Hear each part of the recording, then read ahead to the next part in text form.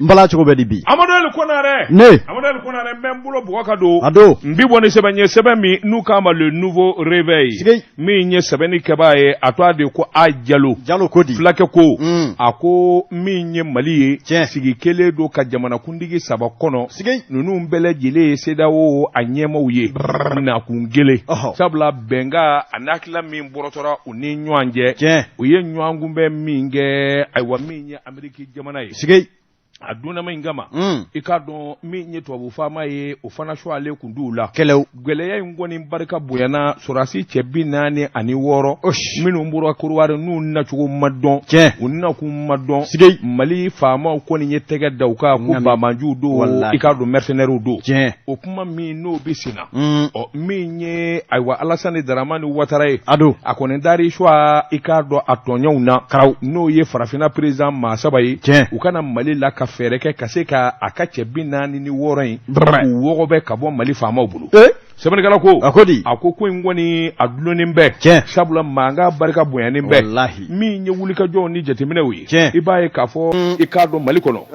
I k'a dɔn maa t'a dɔn a ko bɛ taa wolo min na sabula CEDEAO kɔni kun ye wulikajɔ caman kɛ u ye jateminɛ caman kɛ Korowarikaw n'olu kun ye kuma caman ani kuma bana mininen fɔ min kɔni ma taa Mali faamaw jimi sira fɛ sabula min bɔra Mali faamaw fɛ o de ye maa minnu kɔni n'an y'u minɛ an ma bi u kan an ma baganw ma ayi u nana avion 2 la kelen hadamaden b'o kɔnɔ kelen bɛ ka marifa kelen bɛ k'o sɔsɔ u bɛna jamana min kɔnɔ jamana in da y'a yɛrɛ ye n'i ma ɲɛ k'a fɔ sigi la I bɛ taa jamana wɛrɛ la nin nana cidenw I bɛ ɲɛfɔli de kɛ walima sɛbɛnfura bɛ da u kan u nakun ye min ye o bɛ dɔn wajibi k'a dɔn ayiwa maa sugu minnu don o fana ɲɛ bɛ fɔ n'o ma yaala fo ninnu kɔni nana cu tɛ faamaw fɛ o de ye maa minnu kɔni n'an y'u minɛ an ma bi u kan an ma baganw ma ayi u nana avion 2 la kelen hadamaden b'o kɔnɔ kelen bɛ ka marifa kelen bɛ k'o sɔsɔ u bɛna jamana min kɔnɔ jamana in da y'a yɛrɛ ye n'i ma ɲɛ k'a fɔ sigi la I bɛ taa jamana wɛrɛ la nin nana cidenw I bɛ ɲɛfɔli de kɛ walima sɛbɛnfura bɛ da u kan u nakun ye min ye o bɛ dɔn wajibi k'a dɔn ayiwa maa sugu minnu don o fana ɲɛ bɛ fɔ n'o ma yaala fo ninnu kɔni nana cu tɛ gijasa n'u minɛna sɛgɛsɛgɛli de bɛ senna Mali faamaw kɔni y'a jira k'a fɔ nin tɛ mankanko ye u b'a fɛ ka ko in bila bolo min kan o de ye I n'a fɔ ko min ma to a kan na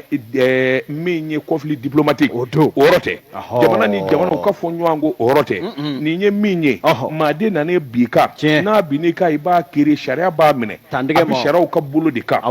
n'o n'a ɲɔgɔnna bɛ senna n'a ko a bɛ taa nin ɲɔgɔnna koba ta ka don senkɔrɔ o y'a kuma wɛrɛ ye nka an bɛ don min na ko bi sɛbɛnnikɛla ko Mali kɔni ye jamana barikama ye jamana belebele don ni maa 3 ka nani a fɔra Mali faamaw ma ba u ka nani ma sɛbɛnnikɛla ko ayiwa dɔw yɛrɛ kɔni kun ye alamisa de fɔ nka nin kɔni bɛ o kumaw kɔni an ka maaw tɛ ma sɔn o ma tan d'an bolo sini voilà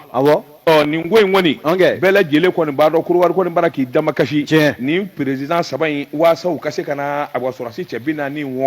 ni ka bɔ Mali faamaw bolo nin kun ye sɛbɛn ye an ye min bɔ nouveau réveil kɔnɔ a ka bi bɔli la n'u nana jɛlen yan fɔ an bɛ sɔn o bɛ ɲɛ nka n'u y'a dabiri u bololangolo karamɔgɔ de b'a tun kɔrɔ kunnafoni sɛbɛn info matin sɔgɔmada la kunnafoni fulakɛ a ye sɛbɛn kɛ fulakɛ ko don bɛɛ ngana si man ca a ko I k'a dɔn jɔnni tun b'a kalama ko farafin jamana na sɔrɔ ka t'i jɔ min ye diɲɛ seleke naani kɔmɔbulonba u ka ligeligeba sanfɛ a tasa da yira I k'a dɔn u ko minnu ma ko intouchable diɲɛ yɛrɛ bɛɛ lajɛlen bɛ siran maa minnu ɲɛ u dɔnnen don ni sɔri ni senkɔrɔmancɛ ani k'a dɔn maa janfa ye awa I k'a dɔn k'a fɔ wa ko Mali y'a kɛ ko kura dɛ n'i hakili b'a la minisiri ɲɛma min ye k'a dɔn dɔgɔtɔrɔ Sogɛli Kokala Mayiga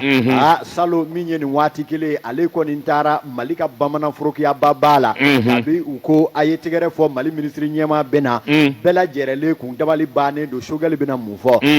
nka a nana discours kɛ k'a ban y'a tubabu bilen ka taa se ɲɛcurunakaw ka maa minnu bɛ yen bɛɛ lajɛlen da wale de tora Mali ye munɛ bɔ I k'a dɔn a kɛra tɔgɔba ye sabula karatu ani k'a dɔn zonya binkaliba minnu ni binkali minnu bɛ yen ni diɲɛ sebatigiw b'o kɛ anw na a bɛɛ lajɛlen gindo warakara k'a da kɛnɛ ka taali min ye san kelen o kɔfɛ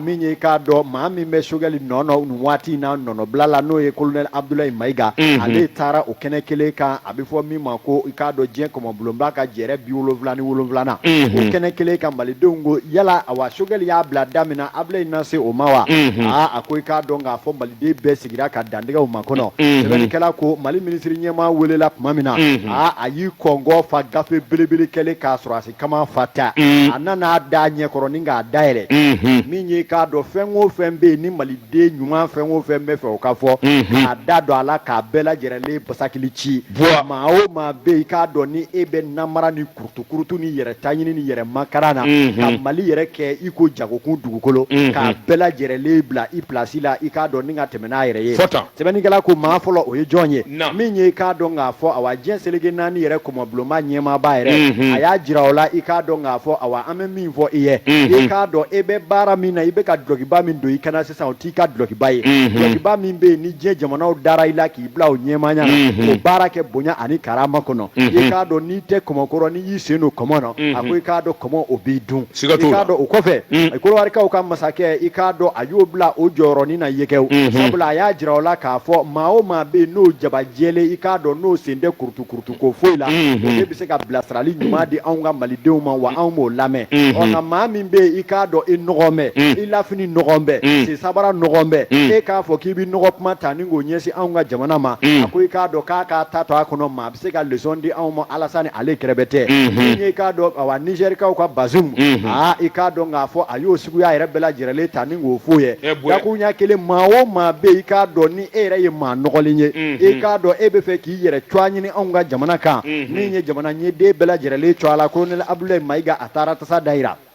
sɛbɛnnikɛla ko min ye k'a dɔn awa nin ye maliden ŋunanfa fɔ k'a kɛ u ye jɛrɛ kɛrɛnkɛrɛnnen dɔ de sigi maliden de balila ka poyi fa bɛɛ lajɛlen fɛ ko fɔ de ka taa i k'a dɔn nin masakɛ cɛba in kunbɛn min bɛ n'a taara i k'a dɔn munɛ bɔ Mali la k'an nakanlɛ ni ka ni kura fiyɛ an na o kama kununko maliden bɔra Mali fantan ani naani bɛɛ lajɛlen fɛ cɛkɔrɔbaw musokɔrɔba denmisɛn ani maaba a y'i kunda i k'a dɔn pankuru jigi kɛnɛ kan sɛbɛnnikɛla ka fɔ la i k'a dɔn awa nin yɛrɛ ɲɔgɔn kunbɛn kɛra bonya ni karama min ye jamanakuntigi colonel Assimi Goïta pour la toute première fois maaw ye a ɲi wɔɔrɔ ye fiɲɛ la kununko sabula a yɛlɛla k'a sabu kɛ nisɔndiya ye jamanadenw a y'u kafolen ye ɲɔgɔn kan u b'a la ka jamana kɔkɔrɔ a ko ale yɛrɛkun tɛ u b'a la k'a kɛ jamana min yɛrɛ kama i k'a dɔn o y'ale ka nisɔndiya yɔrɔ ye o tuma min ye minisiri ɲɛma a kunbɛnni ni jamana lahaw ba fɛ a y'a ka nisɔndiya jira i k'a dɔn ka sɔrɔ ka na ci kɔmasegin fɔ jamanakuntigi colonel Assimi Goïta ye minnu na u ko foli u b'a di jamanadenw ma u ka fara ɲɔgɔn kan na i k'a dɔn ko olu bɛ nin fɛn o fɛn na i k'a dɔn olu t'i yɛrɛ cuwa ɲini olu t'i foli ɲini min ɲini jamanadenw ka bɛn da kelen munɛ min bɛ anw na san ba yirika o ka bɔ an na k'a dɔn k'a fɔ Mali bɛ se ka bonya i ko laada kɔrɔ Mali ka hakɛ bɛ se ka to a yɛrɛ ye i b'a fɔ ko lawale k'o y'olu ka nimisi wasa ye a bɛ kɛ ten kunnafoni filɛ an ye min bɔ info matin kɔnɔ masegi bɛ aw ye Amadou El Konaré mbala cogo bɛ di karamɔgɔ dama tunkara le nouveau réveil mata kokura Hadama Kulubali Hadama ye sɛbɛnkɛ Nosra ko jigisɛmɛ jiri la ni tabarikala ni tabada kala bɛ a ko i k'a dɔn k'a fɔ awa min ye direction des matériels et des finances o bɛ DFM ko fɔ ministère du développement rural i k'a dɔn k'a fɔ i k'a dɔn ko Kumasulu jigilatigɛ i k'a dɔn k'a fɔ hɔrɔnkolonya ka jamana nafolo tan k'a yɛrɛkɛ k'a bɛɛ ci waraku la k'o de ɲɔɲalen don yen nɔ ni y'a mɛn gabegie financière sɛbɛnnikɛla a bɛ tali kɛ o de la CFA wari miliyari 2 miliyɔn 300 miliyɔn 29 i k'a dɔn k'a tunu pelengetew i k'a dɔn ka tɔrɔsi ta a ma ye ka anbuli hali fɔlɔ lanba i y'a minɛ a ma ye wallahi sɛnɛkɛlaw ka ministre sɛbɛnnikɛla ko a ko n'i y'a ta ni k'a lajɛ a ko i k'a dɔn k'a fɔ Mali an ko yuruguyurugu ni ŋanamu ani bamanɲingurunya ko k'a kɛlɛ a ko i k'a dɔn k'a fɔ ni maa dɔw bɛ yen n'olu sen fila ma tigɛ cariw ka b'u kɔrɔ Mali ko an solilen ka bɔ nka an ma taama jamana faamaw bɛ cɛsiri ani wulikajɔ bɛɛ lajɛlen la sinkɔmɔ na siɲana ani ka jɛn u yɛrɛ niko jɛma don o don jamana bɛ se k'a yɛrɛ sɔrɔ cogo min na kadiri dɔw de bɛ popapo ni holoko halaka ka i k'a dɔn olu ka o effort n'o cɛsiri bɛɛ lajɛlen tan ka yɛrɛkɛ ni k'a kɛ ji nɔgɔrɔ buu sɛbɛnnikɛla ko o bɛ se ka faamu cogo di a ko min ye i k'a dɔn k'a fɔ awa ne k'a fɔ e daba k'a fɔ maaw k'a fɔ u k'a fɔ nin bɛɛ ye politiki kuma ye nka jamana yɛrɛ ye danaya da i k'a dɔn biro belebeleba min kan n'o ye biro di vérificateur général ale k'a ka sɛgɛsɛgɛli bɛɛ lajɛlen kɛ k'a ba ta ye gafe bɔ k'o to ko nkalon b'o la wa